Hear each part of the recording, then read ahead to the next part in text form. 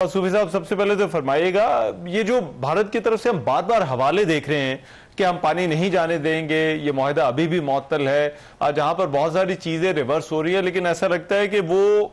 इस चीज पर इसरार कर रहे हैं। तो क्या कोई भी कानूनी रास्ता आपको नजर आता है जिसकी बुनियाद पर भारत जो है वो ये इसरार कर रहा है कि हम पानी पाकिस्तान नहीं जाने देंगे? पाकिस्तान को जो रोकने का रास्ता है पानी, वो तो इतना आसान नहीं है। और फौरी तौर पर जो इंजीनियर्स हैं उनका तो मौकफ ये है कि उसको एज सच इमीडिएटली रोका नहीं जा सकता, लेकिन कुछ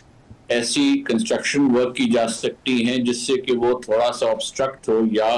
उसका जो है वो डिले हो। लेकिन जाहिर है ये एक टेक्निकल मामला है और इसके लिए जो हाइड्रो एक्सपर्ट्स हैं वो ज़्यादा एक्यूरेटली बता सकते हैं। लेकिन मैं इतना ज़रूर कह सकता हूँ कि ट्रीटी या किसी भी तरह के पानी के फ्लो को रोकना जो है वो होस्टाइल एक्ट के जुमरे में आएगा।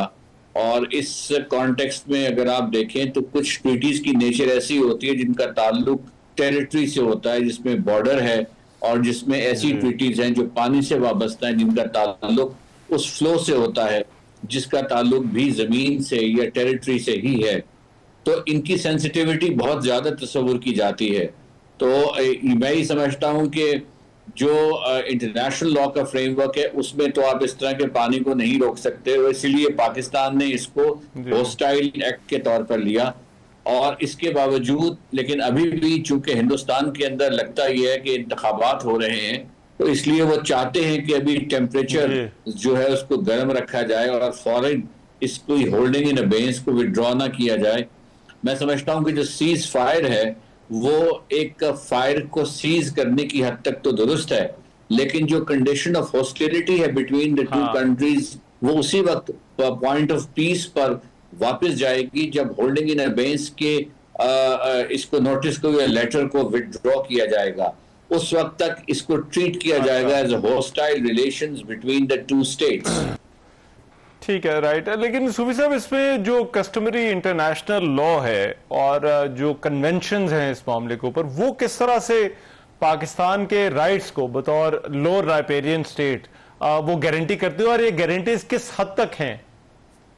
देखिए, वो तो एज ए लोअर राइपेरियन आपका हक बहुत स्ट्रॉन्ग तस्वुर किया जाता है इंटरनेशनली, और जितनी भी लोअर राइपेरियन ममालिक हैं उनको ये इख्तियार दिया जाता है। उनका जो मौकफ है उसके बारे में तो इंटरनेशनल कोर्ट ऑफ जस्टिस में भी 1997 में एक डिसीजन मौजूद है जिसमें इसी तरह एक मुल्क ने कोशिश की ट्रीटी को खत्म करने की, और इंटरनेशनल कोर्ट ऑफ जस्टिस ने कहा कि पानी से वाबस्ता ट्रीटीज को इतना आर्बिट्ररली आप ट्रीट नहीं कर सकते एज बीइंग टर्मिनेटेड और सस्पेंडेड। सो जो लोअर राइपेरियन के हकूक है उनको बहुत अहम तस्वुर किया जाता है। लेकिन इसको एक और नजर से देखिए कि ये एक इंटरनेशनल लॉ की वायलेशन है, और जब ये स्टेट कोई इंटरनेशनल लॉ की वायलेशन करती है तो under draft articles on state responsibility दूसरी रियासत जो विक्टिम रियासत है उसके पास काउंटर मेजर्स की इख्तियारात आ जाते हैं, यानी कि वो कुछ ऐसे मेजर्स ले सकती है ऑन ग्राउंड और वैसे भी जो काउंटर करें उस वायलेशन को जो उनके खिलाफ की जा रही है। ये जो काउंटर मेजर्स हैं इनकी दो तरह से लिए जा सकते हैं। एक होता है काउंटर मेजर्स इन्वॉल्विंग फोर्स, और एक होता है counter measures involving not use of actual force. जो not use of actual force हैं वो कुछ पाकिस्तान ने लिए उसके जवाब में जो इंडिया ने लिए थे, जिसमें आपने देखा ओवरफ्लाइट राइट्स और उनका डाउनग्रेड करना डिप्लोमेटिक स्टाफ को, ये काउंटर मेजर्स थे not involving use of force. लेकिन जब इंडिया की जानिब से इंटरनेशनल बॉर्डर की वायलेशन हुई तो फिर ये काउंटर मेजर्स के इख्तियार के साथ साथ पाकिस्तान को right of self defence under article 51 भी वो था वेस्ट कर लिया गया, और यूं पाकिस्तान ने बैक वक्त जो था वो राइट ऑफ सेल्फ डिफेंस का भी इस्तेमाल किया under UN charter, counter measures का इस्तेमाल किया under articles of state responsibility, और इसी तरह under customary international law reprisal का इस्तेमाल किया। सो गोया पाकिस्तान का जो एक्ट्स थे, चाहे उसमें पाकिस्तान ने सेल्फ डिफेंस में जहाज गिराए या उनका रडार सिस्टम जो रशिया का था उसको डिस्ट्रॉय किया, ये वो तमाम इक़दामात से जिससे पाकिस्तान के ऊपर अटैक जो इमिनेंट था, कुछ हुए भी अटैक्स, और जो मजीद हुआ चाहते थे उनको न्यूट्रलाइज किया गया। सो दो तरीके से आप इसको देखेंगे कि अगर इंडस वाटर ट्रीटी की हद तक बात को महदूद रखना है तो बैनुल अक़वामी फोरम्स तो हैं ही, और उसके अलावा आपके जो लीगल आर्गूमेंट्स हैं एज ए लॉ राइपेरियन। लेकिन जब ये सूरत हाल बिगड़ती है और यूज ऑफ फोर्स एक मुल्क दूसरे मुल्क के खिलाफ जाता है तो फिर आपके पास legitimacy of right to use force बहुत इंप्रूव हो जाती है। और इसीलिए पाकिस्तान के तरफ से ताकत के इस्तेमाल को कानूनी तौर पर किसी मुल्क ने उस पर एतराज नहीं उठाया, क्योंकि पाकिस्तान का ये हक है, और ये हक आर्टिकल 51 के नीचे उस वक्त तक बरकरार है जब तक UN security council specific measures ना ले, यानी ऐसे मेजर्स जिससे इंडिया को पाबंद करे कि वो मजीद इकदाम ना करे। तब तक इस नौयत के मेजर्स सिक्योरिटी काउंसिल नहीं लेती, उस वक्त तक पाकिस्तान का ये इख्तियार ऑफ सेल्फ डिफेंस इंटैक्ट है। और चूंकि सिक्योरिटी काउंसिल ने अगरचे इस पे नशिस्त की, अगरचे इस पे डिस्कशन की, ब्रीफिंग भी ली, लेकिन मेजर्स कोई नहीं लिए, कोई डायरेक्शन नहीं दी, तो इस कॉन्टेक्स्ट में पाकिस्तान का right to reply and reprisal intact तस्वर किया। राइट, लेकिन जुबैर साहब ये जो राइट टू रिप्लाई है इसमें क्या मिलिट्री ऑप्शन भी अवेलेबल है, और क्या अगर कोई ऐसी सूरत हाल होती है तो पाकिस्तान जस्टिफाइड होगा कोई मिलिट्री एक्शन लेने में? नहीं जी, ये वन ऑफ द मैकेनिज्म्स है।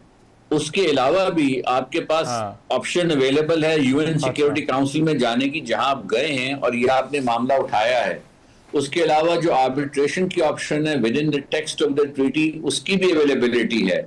ऑप्शन की। तीसरी अवेलेबिलिटी जो है वो कोई मुल्क जो है वो जो P5 मुल्क है, यानी कि परमानेंट 5, जिसमें एक मुल्क ने बड़ा मौसर किरदार अदा किया है सीज फायर में, अमेरिका, उनकी लीगल अंडरटेकिंग मौजूद है सिक्योरिटी काउंसिल में कि इंडिया पाकिस्तान के मामला के लिए रिजॉल्व करने के लिए वो अपना सियासी रोल प्ले करेंगे, और वो सियासी रोल उन्होंने प्ले किया है। सो ये मुख्तलिफ डिप्लोमेटिक, पॉलिटिकल और लीगल फोरम्स हैं, और मैं समझता हूं कि पाकिस्तान की हुकूमत को इस बारे में कुछ वो ये एवेन्यूज ऑलरेडी एक्सप्लोर कर रहे हैं, कुछ और भी करने हैं।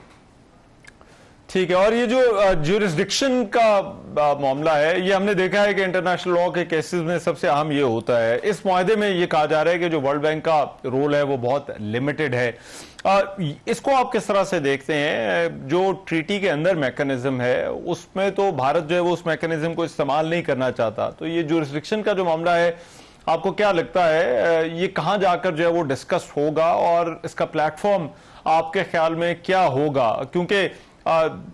आईसीजे और दीगर फोरम्स में तो हम देखते हैं कि जब ज्यूरिसडिक्शन आप मान लेते हैं तो फिर उसके बाद आप उसका कोई फैसला है वो भी मानेंगे, तो यहां पर आपको क्या लगता है ये मामला किधर जाएगा? देखिए जी, उसमें हमें थोड़ी सी मजीद तहकीक की जरूरत है, क्योंकि हुकूमत ने मौकफ तो ये लिया है कि जो इंडस वाटर ट्रीटी के नीचे मैकेनिज्म है उसको इस्तेमाल करेंगे। अब वो करेंगे तो जाहिर है इंडिया ने तो कहा है कि वो इसको होल्ड एंड अबेस कर रहा है, तो अगर आप वो मैकेनिज्म की तरफ जाते भी हैं तो अगर इंडिया उस मैकेनिज्म को ज्वाइन नहीं करता तो फिर सवाल ये पैदा होगा, अगर आप कोई वहां से ऑर्डर ले भी लें तो उसका इम्पैक्ट क्या होगा। तो ये एक सवाल अपनी जगह है, लेकिन अगर इंडिया उस प्रोसेस को ज्वाइन करता है तो फिर जाहिर सूरत हाल बदल सकती है। लेकिन जो इसका जो वेन्यू है वो है इंडस वाटर कमिश्नर का ऑफिस, क्योंकि उस ट्रीटी के अंदर लिखा हुआ है कि अगर कोई मामला ब्रीच ऑफ ट्रीटी से मुताल्लिक होगा तो जो भी ब्रीच करने वाला मुल्क है उससे दूसरा मुल्क जिसको शिकायत है वो सबसे पहले इंडस वाटर कमिश्नर के पास उस अपने ब्रीच के शिकायत को लेकर जाएगा। सो गोया अगर ये उस फोरम को इंडिया यूज करता तो फिर पाकिस्तान भी उसमें मैचिंग स्टेप्स कर सकता था, वो उन्होंने नहीं किया, बल्कि पाकिस्तान की फेडरल गवर्नमेंट को बराह रास्त बाईपास करके इंडस वाटर कमिश्नर का मैकेनिज्म खत लिखा है। तो उससे उनका जो इरादा है वो यही समझ में आता है कि होल्डिंग इन अबेंस के बाद वो शायद इस तरह के प्रोसेस को ज्वाइन ना करें, मगर मुझे उम्मीद है कि हुकूमत इसको भी इवेल्युएट कर रही होगी कि ऐसे मौकों पर फिर क्या स्टेप्स लेने चाहिए। लेकिन सरेदस्त जो मैकेनिज्म ट्रीटी का है उस पे जो मैंने खबरों में सुना था कि इस पर एग्जामिन किया जा रहा है कि आर्बिट्रेशन प्रोसेस को भी आगाज किया।